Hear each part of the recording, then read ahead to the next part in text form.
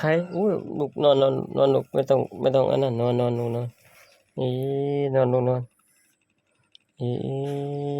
มันต้องไป3 ล้อเขาทะเลาะกับย่าจ่อยอย่าไปวุ่นวายกับเขานะหนูก็นอนนะลูกนะโอ้ตาหนูอีพ่อขอโทษนะอืม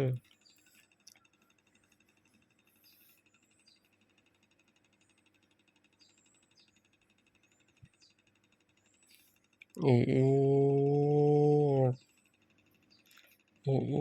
พ่อไม่ได้กลับบ้านเราคิดถึงลูกเหมือนกันเนี่ยให้พ่อกลับบ้านทำไงนี่แต่ใคร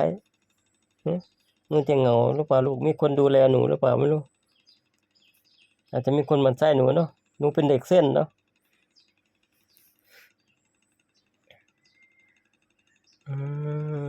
ม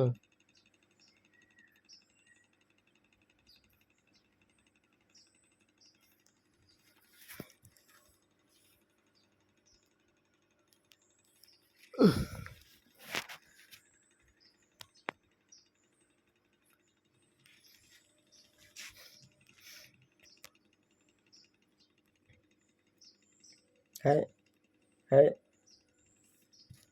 โอ้น่ารักมากเลยลูกใครอีพวกก็จะนั่นนอนแบบนี้เลยดูท่าแล้วหนูไม่ตื่นเนาะเอ้า